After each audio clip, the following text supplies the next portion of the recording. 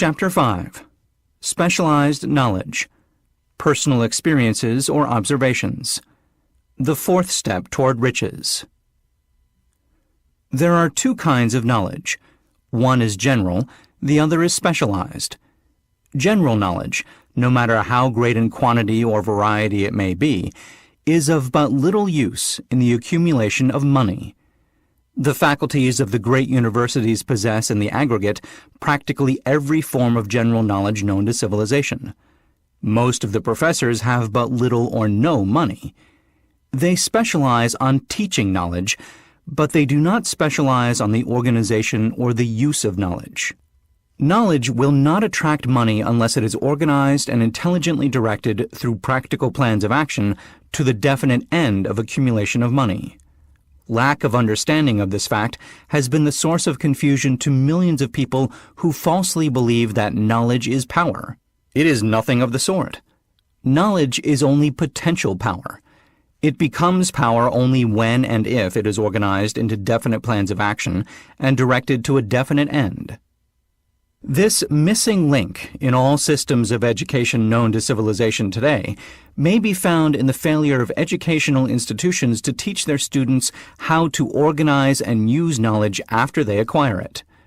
Many people make the mistake of assuming that because Henry Ford had but little schooling, he is not a man of education.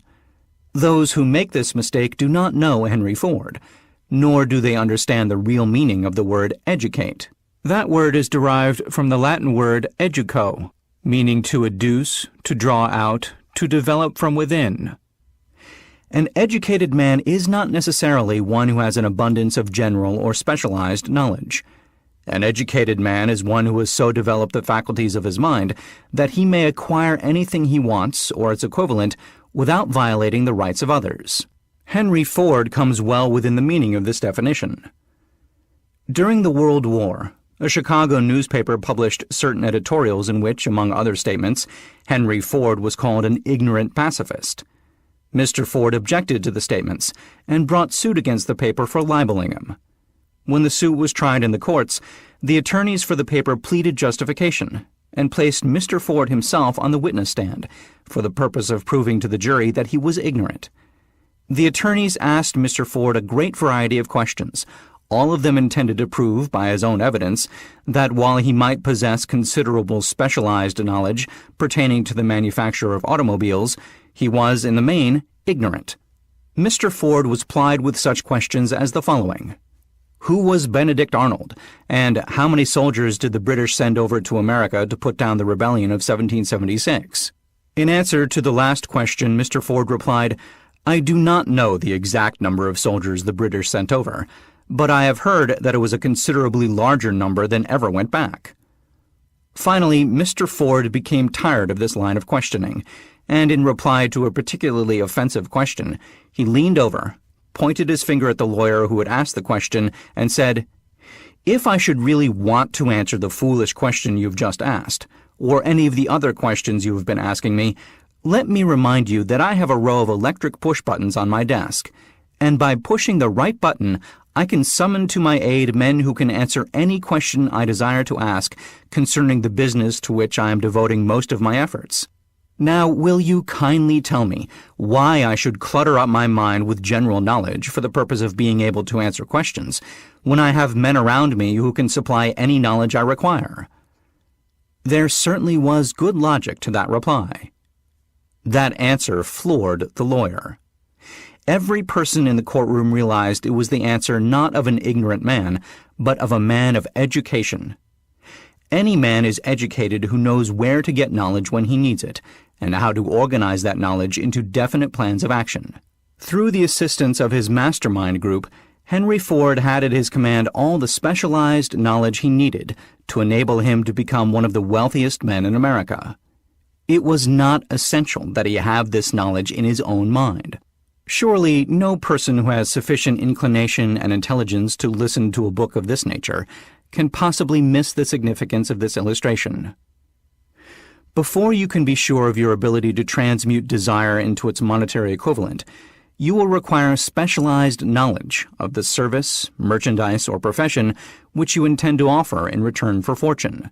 Perhaps you may need much more specialized knowledge than you have the ability or the inclination to acquire. And if this should be true, you may bridge your weakness through the aid of your mastermind group. Andrew Carnegie stated that he personally knew nothing about the technical end of the steel business.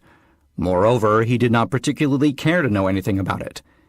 The specialized knowledge which he required for the manufacture and marketing of steel, he found available through the individual units of his mastermind group. The accumulation of great fortunes calls for power, and power is acquired through highly organized and intelligently directed specialized knowledge.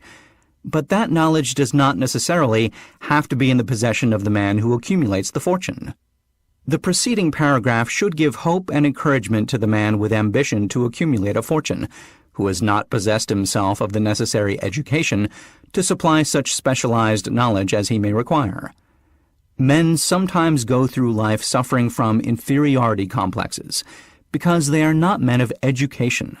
The man who can organize and direct a mastermind group of men who possess knowledge useful in the accumulation of money is just as much a man of education as any man in the group.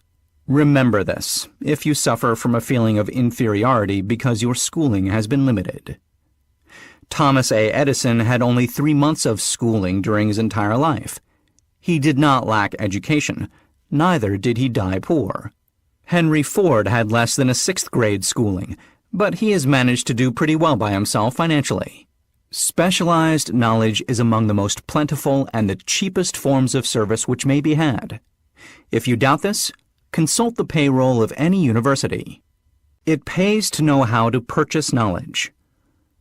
First of all, decide the sort of specialized knowledge you require and the purpose for which it is needed. To a large extent, your major purpose in life, the goal toward which you are working, will help determine what knowledge you need. With this question settled, your next move requires that you have accurate information concerning dependable sources of knowledge. The more important of these are A. One's own experience in education, B. Experience in education available through cooperation of others, mastermind alliance, C. Colleges and universities, D. Public libraries, through books and periodicals in which may be found all the knowledge organized by civilization, E. Special training courses, through night schools and home study schools in particular. As knowledge is acquired, it must be organized and put into use for a definite purpose through practical plans. Knowledge has no value except that which can be gained from its application toward some worthy end. This is one reason why college degrees are not valued more highly. They represent nothing but miscellaneous knowledge. If you contemplate taking additional schooling, first determine the purpose for which you want the knowledge you are seeking. Then learn where this particular sort of knowledge can be obtained from reliable sources. Successful men in all callings never stop acquiring specialized knowledge related to their major purpose, business, or profession. Those who are not successful usually make the mistake of believing that the knowledge-acquiring period ends when one finishes school. The truth is that schooling does but little more than to put one in the way of learning how to acquire practical knowledge. With this changed world which began at the end of the economic collapse, came also astounding changes in educational requirements. The order of the day is specialization. This truth was emphasized by Robert P. Moore, Secretary of Appointments to Columbia University. Specialists most sought. Particularly sought after by employing companies are candidates who have specialized in some field. Business school graduates with training in accounting and statistics, engineers of all varieties, journalists, architects, chemists, and also outstanding leaders and activity men of the senior class. The man who has been active on the campus, whose personality is such that he gets along with all kinds of people, and who has done an adequate job with his studies, has a most decided edge over the strictly academic student. Some of these, because of their all-around qualifications, have received several offers of positions, a few of them as many as 6. In departing from the conception that the straight-A student was invariably the one to get the choice of the better jobs, Mr. Moore said that most companies look not only to academic records, but to activity records and personalities of the students. One of the largest industrial companies, the leader in its field, in writing to Mr. Moore concerning prospective seniors at the college, said, "We are interested primarily in finding men who can make exceptional progress in management work. For this reason, we emphasize qualities of character, intelligence, and personality far more than specific educational background." Apprenticeship proposed. Proposing a system of apprenticing students in offices, stores, and industrial occupations during the summer vacation, Mr. Moore asserts that after the first 2 or 3 years of college, every student should be asked to choose a definite future course and to call a halt if he has been merely pleasantly drifting without purpose through an unspecialized academic curriculum. Colleges and universities must face the practical consideration that all professions and occupations now demand specialists, he said, urging that educational institutions accept more direct responsibility for vocational guidance. One of the most reliable and practical sources of knowledge available to those who need specialized schooling is the night schools, operated in most large cities. The correspondence schools give specialized training anywhere the U.S. mails go, on all subjects that can be taught by the extension method. One advantage of home study training is the flexibility of the study program, which permits one to study during spare time. Another stupendous advantage of home study training, if the school is carefully chosen, is the fact that most courses offered by home study schools carry with them generous privileges of consultation, which can be of priceless value to those needing specialized knowledge. No matter where you live, you can share the benefits. Anything acquired without effort and without cost is generally unappreciated, often discredited. Perhaps this is why we get so little from our marvelous opportunity in public schools. The self-discipline one receives from a definite program of specialized study makes up to some extent for the wasted opportunity when knowledge was available without cost. Correspondence schools are highly organized business institutions. Their tuition fees are so low that they are forced to insist upon prompt payments. Being asked to pay, whether the student makes good grades or poor, has the effect of causing one to follow through with the course when he would otherwise drop it. The correspondence schools have not stressed this point sufficiently, for the truth is that their collection departments constitute the very finest sort of training on decision, promptness, action, and the habit of finishing that which one begins. I learned this from experience more than 25 years ago.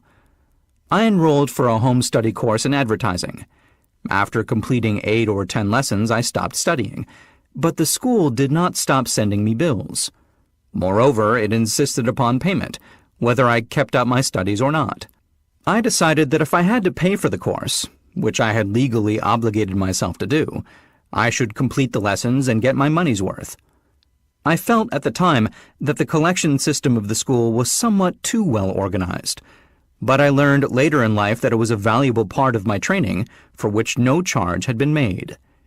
Being forced to pay, I went ahead and completed the course. Later in life, I discovered that the efficient collection system of that school had been worth much in the form of money earned, because of the training in advertising I had so reluctantly taken. We have in this country what is said to be the greatest public school system in the world. We have invested fabulous sums for fine buildings. We have provided convenient transportation for children living in the rural districts, so they may attend the best schools. But there is one astounding weakness to this marvelous system. It is free. One of the strange things about human beings is that they value only that which has a price. The free schools of America and the free public libraries do not impress people because they are free. This is the major reason why so many people find it necessary to acquire additional training after they quit school and go to work. It is also one of the major reasons why employers give greater consideration to employees who take home study courses. They have learned from experience that any person who has the ambition to give up a part of his spare time to studying at home has in him those qualities which make for leadership. This recognition is not a charitable gesture. It is sound business judgment upon the part of the employers. There is one weakness in people for which there is no remedy. It is the universal weakness of lack of ambition. Persons, especially salaried people who schedule their spare time to provide for home study, seldom remain at the bottom very long. Their action opens the way for the upward climb, removes many obstacles from their path, and gains the friendly interest of those who have the power to put them in the way of opportunity. The home study method of training is especially suited to the needs of employed people who find after leaving school that they must acquire additional specialized knowledge, but cannot spare the time to go back to school. The changed economic conditions prevailing since the Depression have made it necessary for thousands of people to find additional or new sources of income. For the majority of these, the solution to their problem may be found only by acquiring specialized knowledge. Many will be forced to change their occupations entirely. When a merchant finds that a certain line of merchandise is not selling, he usually supplants it with another that is in demand. The person whose business is that of marketing personal services must also be an efficient merchant. If his services do not bring adequate returns in one occupation, he must change to another, where broader opportunities are available. Stuart Austin Weir prepared himself as a construction engineer and followed this line of work until the Depression limited his market to where it did not give him the income he required. He took inventory of himself, decided to change his profession to law, went back to school, and took special courses by which he prepared himself as a corporation lawyer. Despite the fact the Depression had not ended, he completed his training, passed the bar examination, and quickly built a lucrative law practice in Dallas, Texas. In fact, he is turning away clients. Just to keep the record straight, and to anticipate the alibis of those who will say, "I couldn't go to school because I have a family to support," or "I'm too old," I will add the information that Mr. Weir was past 40 and married when he went back to school. Moreover, by carefully selecting highly specialized courses in colleges best prepared to teach the subjects chosen, Mr. Weir completed in 2 years the work for which the majority of law students require 4 years. It pays to know how to purchase knowledge. The person who stops studying merely because he has finished school is forever hopelessly doomed to mediocrity, no matter what may be his calling. The way of success is the way of continuous pursuit of knowledge. Let us consider a specific instance. During the Depression, a salesman in a grocery store found himself without a position. Having had some bookkeeping experience, he took a special course in accounting, familiarized himself with all the latest bookkeeping and office equipment, and went into business for himself. Starting with the grocer for whom he had formerly worked, he made contracts with more than 100 small merchants to keep their books, at a very nominal monthly fee. His idea was so practical that he soon found it necessary to set up a portable office in a light delivery truck, which he equipped with modern bookkeeping machinery.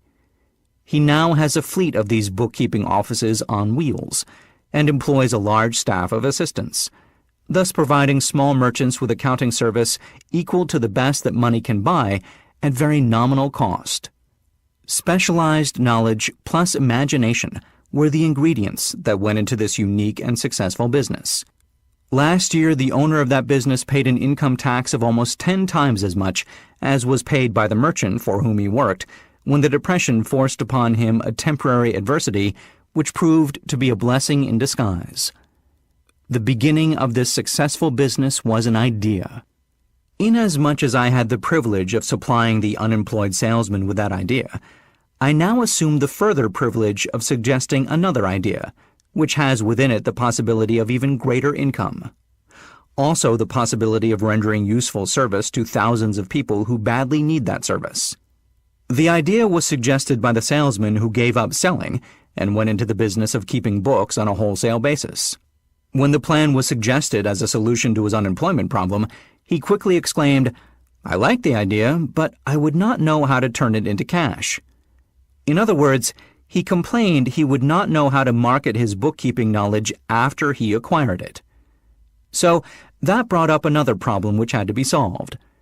With the aid of a young woman typist, clever at hand lettering, and who could put the story together, a very attractive book was prepared, describing the advantages of the new system of bookkeeping. The pages were neatly typed and pasted in an ordinary scrapbook, which was used as a silent salesman with which the story of this new business was so effectively told that its owner soon had more accounts than he could handle.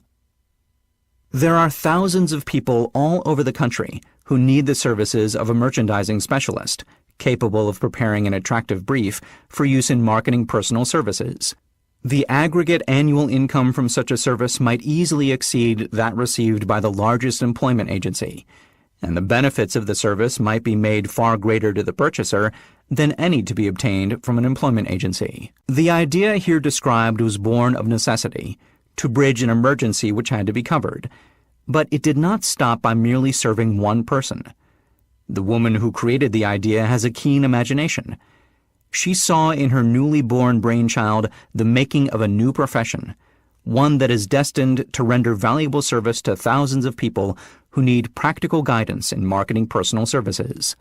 Spurred to action by the instantaneous success of her first prepared plan to market personal services, this energetic woman turned next to the solution of a similar problem for her son who had just finished college, but had been totally unable to find a market for his services. The plan she originated for his use was the finest specimen of merchandising of personal services I have ever seen.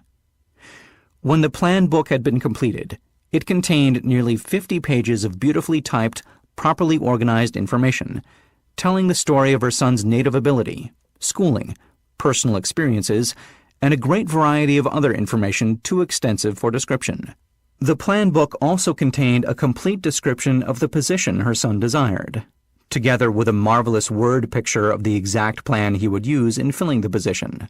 The preparation of the plan book required several weeks' labor, during which time its creator sent her son to the public library almost daily to procure data needed in selling his services to best advantage. She sent him also to all the competitors of his prospective employer, and gathered from them vital information concerning their business methods, which was of great value in the formation of the plan he intended to use in filling the position he sought. When the plan had been finished, it contained more than half a dozen very fine suggestions for the use and benefit of the prospective employer. The suggestions were put into use by the company.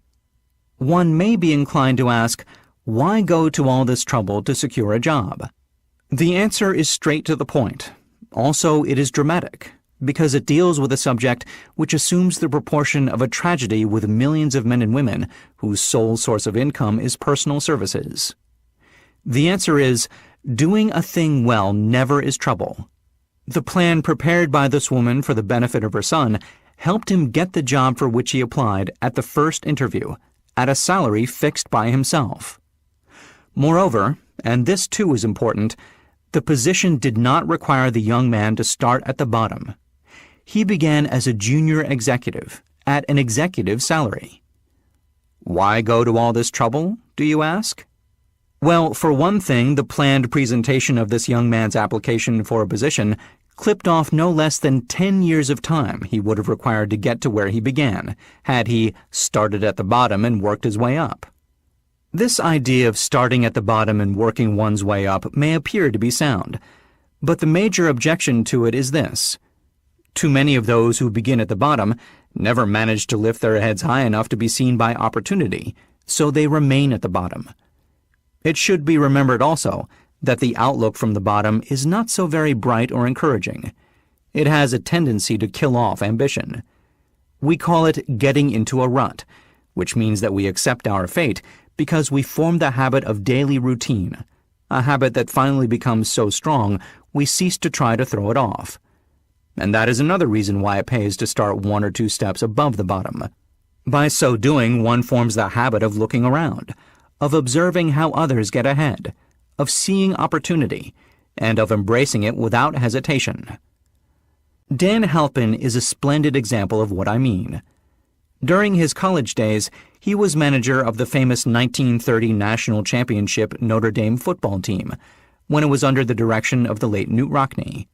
Perhaps he was inspired by the great football coach to aim high and not mistake temporary defeat for failure, just as Andrew Carnegie, the great industrial leader, inspired his young business lieutenants to set high goals for themselves.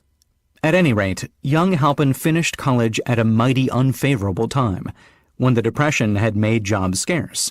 So after a fling at investment banking and motion pictures, he took the first opening with a potential future he could find, selling electrical hearing aids on a commission basis. Anyone could start in that sort of job, and Halpin knew it, but it was enough to open the door of opportunity to him. For almost 2 years, he continued in a job not to his liking, and he would never have risen above that job if he had not done something about his dissatisfaction. He aimed first at the job of assistant sales manager of his company, and got the job. That one step upward placed him high enough above the crowd to enable him to see still greater opportunity. Also, it placed him where opportunity could see him. He made such a fine record selling hearing aids that A.M. Andrews, chairman of the board of the Dictograph Products Company, a business competitor of the company for which Halpin worked, wanted to know something about that man Dan Halpin, who was taking big sales away from the long-established Dictograph Company. He sent for Halpin. When the interview was over, Halpin was the new sales manager in charge of the Acousticon division. Then, to test young Halpin's mettle, Mr. Andrews went away to Florida for 3 months, leaving him to sink or swim in his new job. He did not sink. Knute Rockne's spirit of all the world loves a winner and has no time for a loser inspired him to put so much into his job that he was recently elected vice president of the company and general manager of the Acousticon and Silent Radio division, a job which most men would be proud to earn through 10 years of loyal effort. Halpin turned the trick in little more than 6 months. It is difficult to say whether Mr. Andrews or Mr. Halpin is more deserving of eulogy, for the reason that both showed evidence of having an abundance of that very rare quality known as imagination. Mr. Andrews deserves credit for seeing in young Halpin a go-getter of the highest order. Halpin deserves credit for refusing to compromise with life by accepting and keeping a job he did not want. And that is one of the major points I am trying to emphasize through this entire philosophy, that we rise to high positions or remain at the bottom because of conditions we can control if we desire to control them. I am also trying to emphasize another point, namely that both success and failure are largely the results of habit. I have not the slightest doubt that Dan Halpin's close association with the greatest football coach America ever knew planted in his mind the same brand of desire to excel which made the Notre Dame football team world famous. Truly, there is something to the idea that hero worship is helpful, provided one worships a winner. Halpin tells me that Rockne was one of the world's greatest leaders of men in all history. My belief in the theory that business associations are vital factors, both in failure and in success, was recently demonstrated when my son Blair was negotiating with Dan Halpin for a position. Mr. Halpin offered him a beginning salary of about 1/2 what he could have gotten from a rival company. I brought parental pressure to bear and induced him to accept the place with Mr. Halpin, because I believe that close association with one who refuses to compromise with circumstances he does not like is an asset that can never be measured in terms of money. The bottom is a monotonous, dreary, unprofitable place for any person. That is why I have taken the time to describe how lowly beginnings may be circumvented by proper planning. Also, that is why so much space has been devoted to a description of this new profession, created by a woman who was inspired to do a fine job of planning because she wanted her son to have a favorable break. With the changed conditions ushered in by the world economic collapse, came also the need for newer and better ways of marketing personal services. It is hard to determine why someone had not previously discovered this stupendous need, in view of the fact that more money changes hands in return for personal services than for any other purpose. The sum paid out monthly to people who work for wages and salaries is so huge that it runs into hundreds of millions, and the annual distribution amounts to billions. Perhaps some will find, in the idea here briefly described, the nucleus of the riches they desire. Ideas with much less merit have been the seedlings from which great fortunes have grown. Woolworth's 5 and 10 cent store idea, for example, had far less merit, but it piled up a fortune for its creator. Those seeing opportunity lurking in this suggestion will find valuable aid in the chapter on organized planning.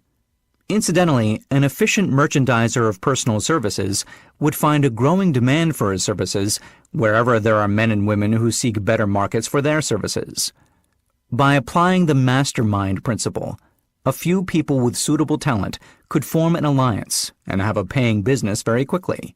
One would need to be a fair writer, with a flair for advertising and selling, one handy at typing and hand lettering, and one should be a first-class business getter who would let the world know about the service.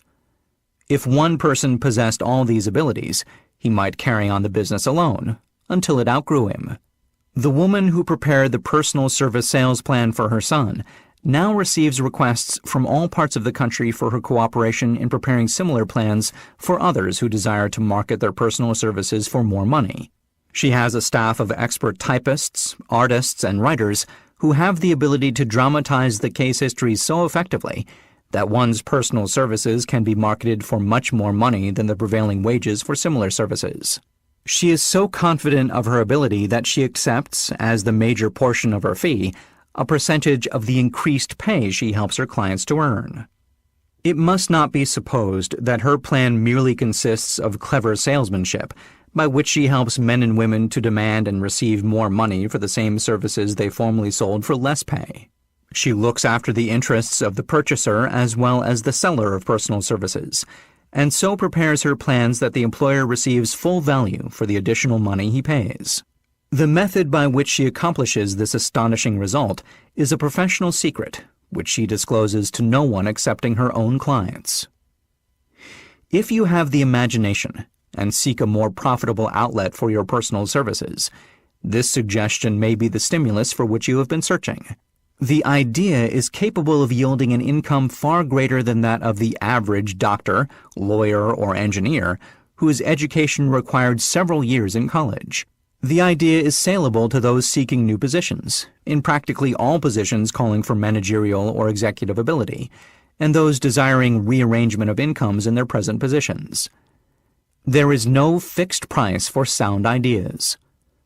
Back of all ideas is specialized knowledge. Unfortunately, for those who do not find riches in abundance, specialized knowledge is more abundant and more easily acquired than ideas. Because of this very truth, there is a universal demand and an ever-increasing opportunity for the person capable of helping men and women to sell their personal services advantageously.